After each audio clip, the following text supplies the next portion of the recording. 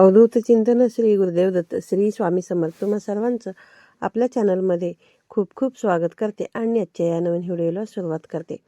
15 डिसेंबर 2024 रोजी दत्त जयंती आहे.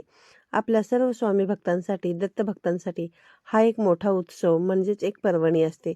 आपल्यापैकी बऱ्याच जणांनी दत्त जयंतीनिमित्त काही ना काही सेवांना सुरुवात केलेली असेल. 25 नोव्हेंबर ते 15 डिसेंबर पर्यंत 21 दिवसांच्या अशा कोणत्या सेवा तुम्हाला दत्त जयंतीनिमित्त महाराजांच्या चरणी रुजू करता येईल यावरचा एक सेपरेट व्हिडिओ आपल्या चॅनलवरती मी शेअर केलेला आहे. तो तुम्ही जाऊन नक्की बघू शकता. त्याचबरोबर दत्त जयंतीनिमित्त जर तुम्हाला गुरुचरित्राचे पारायण सुरू करायचं असेल तर ते देखील तुम्हाला या कालावधीमध्ये सुरू करता येईल. गुरुचरित्र पारायण कसं करावं, त्याचे नियम व अटी काय आहेत याबद्दलचा सुद्धा व्हिडिओ आपल्या चॅनलवरती शेअर केलेला आहे. तो तुम्ही नक्की जाऊन पाहू शकता. आणि आणखीन असाच एक नवीन व्हिडिओसुद्धा मी तुमच्यासोबत शेअर करेन. ज्यांना बघा गुरुचरित्र पारायण असेल किंवा स्वामीचरित्र सारामृताचे पारायण असेल ते करण्यासाठी पुरेसा वेळ नसतो. नवरा बायको दोघेही जॉबला जाणारे असतात. घरी आल्यानंतर घरातील कामं आवरता सेवेसाठी त्यांना वेळ भेटत नाही. दत्त जयंतीपर्यंत तुम्ही काही सेवा करू शकतात, ज्यामध्ये गुरुचरित्रातील हा एक अध्याय तुम्ही नक्की पठण करू शकता. या एका अध्यायाचे पठण तुम्ही दत्त जयंतीपर्यंत नित्यनेमाने केलं तर नशिबात नाही ते सुद्धा तुम्हाला स्वामींच्या कृपेने मिळेल. दत्तगुरूंचा आशीर्वाद तुम्हाला लाभेल. इतकं महत्त्व या अध्यायाला आहे.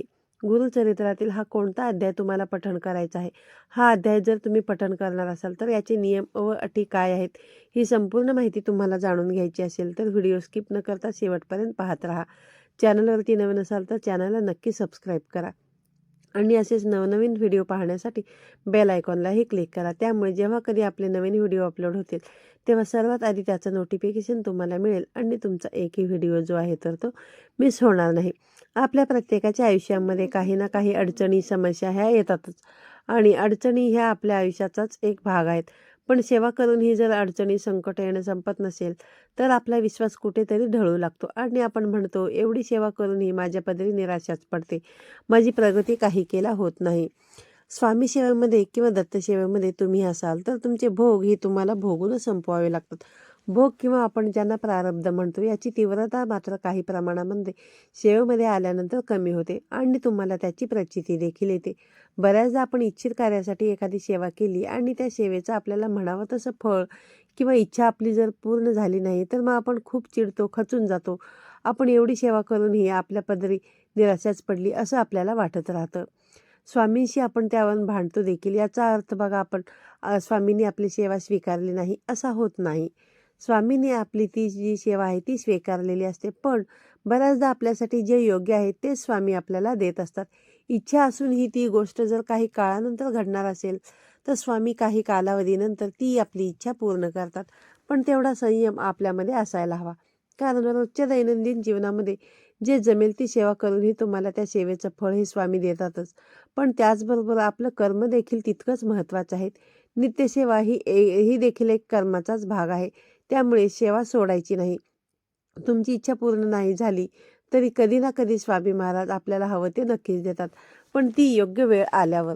तोपर्यंत आपल्याला स्वामींवरचा विश्वास डगमगू द्यायचा नाही. आपल्या आयुष्यामध्ये अनेक अडचणी समस्या येतात, ज्यामध्ये आर्थिक असतील, शारीरिक असतील, मानसिक असतील. जे काही विघ्न संकट आपल्यावरती येत असतात ते आपल्या असलेल्या प्रारब्धामुळे किंवा आपल्याला असलेल्या दोषांमुळे, ज्यामध्ये वास्तुदोष असतील, पितृदोष असतील किंवा आपल्याला घराला झालेले नजर दोष असतील, त्यामुळे देखील अनेक अडचणी अनेक समस्या ह्या आपल्या आयुष्यामध्ये उद्भवतात असतात. ज्यामध्ये खूप कष्ट करूनही कमवून आणलेला पैसा आपल्या घरामध्ये फार काळ टिकत नाही. कोणत्या ना कोणत्या कारणाने तो खर्च होतो. तुमच्या घरामध्ये आजारपणं वाढलेले असतात. घरामध्ये एखादी व्यक्ती आजारी पडते, ती बरी होत नाही की लगेचच दुसरी व्यक्ती आजारी पडते आणि त्या आजारी व्यक्तींच्या उपचारामध्येच तुमच्या घरामध्ये जो काही आलेला पैसा आहे तो निघून जातो. त्याचबरोबर एखाद्या व्यक्तीला मानसिक त्रास होतो. त्यामुळे घरामध्ये सतत छोट्या छोट्या गोष्टींवरून वादविवाद, भांडणे, कलह होतात. कोणाशीही कोणाचं पटत नाही. हे जे काही सुख, शांती, समाधान घरामधून आपलं गेलेलं आहे ते जर आपल्याला परत मिळवायचं असेल, नशिबात नाही ते सुद्धा बघा स्वामी कृपेने आपल्याला या सेवांमुळे मिळू शकतं. आता आपल्याला दत्त जयंतीपर्यंत गुरुचरित्रातील हा एक अध्याय वाचायचा आहे. त्यासाठी तुम्ही एक वेळ निश्चित करून घ्यायची आहे, सकाळी किंवा संध्याकाळी. फक्त दुपारी 12 ते 12:30 या वेळेमध्ये तुम्हाला सेवा करायची नाही, कारण ही वेळ दत्त महाराजांच्या भिक्षा मागण्याची असते. तर 25 नोव्हेंबरपासून तुम्हाला सेवेला सुरुवात करायची आहे. 25 नोव्हेंबर रोजी तुमची काही अडचण असेल तर तेवढे दिवस स्किप करायचे आणि पुढे ज्या दिवशी तुम्ही या सेवेला सुरुवात करणार आहात त्या दिवशी सकाळी देवपूजा वगैरे झाल्यानंतर या सेवेसाठी संकल्प करायचा आहे. संकल्प कसा करावा याबद्दलचा डिटेल व्हिडिओ आपल्या चॅनलवरती मी नक्कीच घेऊन येईल. तर बघा, आपल्या प्रत्येकाच्याच देवाऱ्यामध्ये स्वामींचा फोटो किंवा मूर्ती, दत्त महाराजांचा फोटो हा असतोच. तिथे बसूनच आपल्याला या सेवेसाठीचा संकल्प करायचा आहे. संकल्प करण्यासाठी एक ताम्हण घ्यायचं आहे आणि आपल्या उजव्या हातामध्ये एक फूल घ्यायचं आहे. फुलावरती हळदी, कुंकू, अक्षता अर्पण करायच्यात. पळीने 2 पळ्या पाणी घ्यायचं आहे. आपलं नाव, गोत्र, एक वेळ आपल्याला बोलून दाखवायची आहे.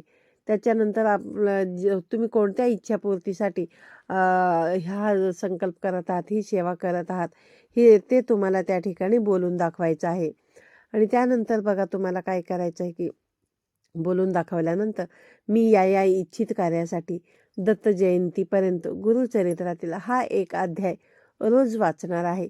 त्यामुळे माझ्याकडून ही सेवा तुम्ही निर्विघ्नपणे पूर्ण करून घ्या, अशी स्वामींकडे तुम्हाला प्रार्थना करायची आहे आणि संकल्प आपल्याला सोडायचा आहे. त्याचबरोबर तुम्ही एक नारळ आणि खडीसाखर देखील स्वामी महाराजांसमोर ठेवू शकता. आणि जर तुम्ही मंदिरामध्ये जाणार असाल तर मंदिरामध्ये तुम्ही नारळ आणि खडीसाखर ठेवून यायचं आहे. आणि घरीच ही जर तुम्ही सेवा करणार असाल तर स्वामींच्या फोटोसमोर किंवा मूर्तीसमोर नारळ आणि खडीसाखर तुम्हाला ठेवायचं आहे.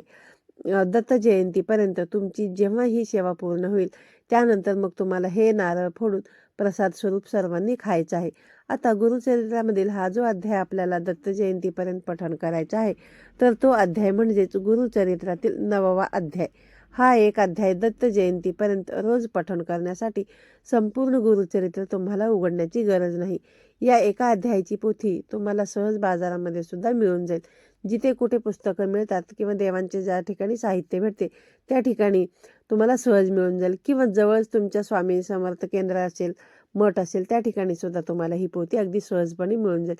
या पोथीमध्ये असलेला 9वा अध्याय तुम्हाला रोज नित्यनेमाने पठण करायचा आहे.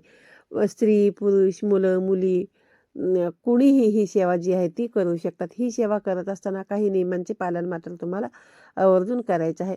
या एका अध्यायाच्या पठणाने तुमच्या सर्व मनोकामना गुरुकृपेने पूर्ण होतात. इतकं महत्त्व गुरुचरित्रातील 9व्या अध्यायाला आहे. पण हा अध्याय जो कोणी व्यक्ती पठण करणार असेल त्यांनी दत्त जयंतीपर्यंत नित्यनियमाने या एका अध्यायाचे पठण करायचे आहे. पण संकल्प करत असताना तुम्हाला अखंड हा शब्द वापरायचा नाही. तर दत्त जयंतीपर्यंत मी यथाशक्ती या अध्यायाचं पठण करेल असंच बोलायचं आहे. कारण अखंड हा शब्द तुम्ही जर वापरला तर तुम्ही त्या सेवेशी बांधले जाता आणि तुम्हाला खंड पण न पडू देता ती सेवा पूर्ण करावी लागते. म्हणून ही काळजी तुम्हाला घ्यायची आहे. त्याचबरोबर तुम्हाला काही महत्त्वाच्या नियमांचे पालन देखील करायचे आहे. तो महत्त्वाचा नियम म्हणजेच बघा, या अध्यायाचं पठण करणाऱ्या व्यक्तीने मांसाहार अजिबात करायचा नाही. त्याचबरोबर गुरुचरित्रातील या एका अध्यायाचे पठण तुमच्या घरामध्ये जेव्हा होत असेल तेव्हा कुटुंबातील इतर सदस्यांनी देखील घरामध्ये मांसाहार किंवा बाहेर जाऊनही मांसाहार करायचा नाही. असं केल्याने सेवा करणाऱ्या व्यक्तीला त्या सेवेचं फळ मिळत नाही. म्हणजेच काय बघा, ज्यावेळेस आपण गुरुचरित्रातील पारायण घरामध्ये करत असतो त्यावेळेस जे आपण नियम पाळत असतो तेच नियम या अध्यायाच्या पठणाच्या वेळेस देखील लागू होतात. म्हणून हा एक अतिशय महत्त्वाचा नियम तुम्हाला पाळायचा आहे. या एका अध्यायाचे पठण करत असताना ब्रह्मचार्याचे पालन तुम्हाला करण्याची गरज नाही, पण तुम्हाला परान्न मात्र आवर्जून वर्ज्य करायचं आहे. जर कुठे तुम्हाला परान्न घेण्याची वेळ आलीच तर तुम्ही 3 वेळा गायत्री मंत्राचे पठण करायचे आहे. स्त्रियांनी माहेरी अन्न घेतलं तर ते परान्नामध्ये मोडलं जात नाही.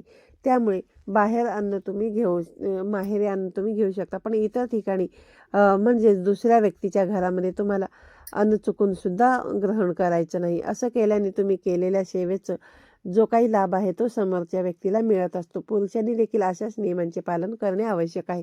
आणि त्यानंतर तुम्हाला दत्त जयंतीपर्यंत एका अध्यायाचं नित्यनियमाने पठण करायचं आहे.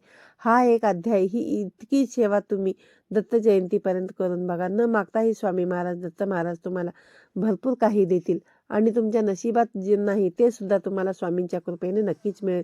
एवढं महत्त्व या गुरुचरित्रातील या एका अध्यायाला आहे. त्यामुळे गुरुचरित्र पारायण करणे जरी तुम्हाला शक्य नसलं तरी हे सेवा तुम्ही स्वामींच्या चरणी दत्त जयंतीपर्यंत रुजू करू शकता.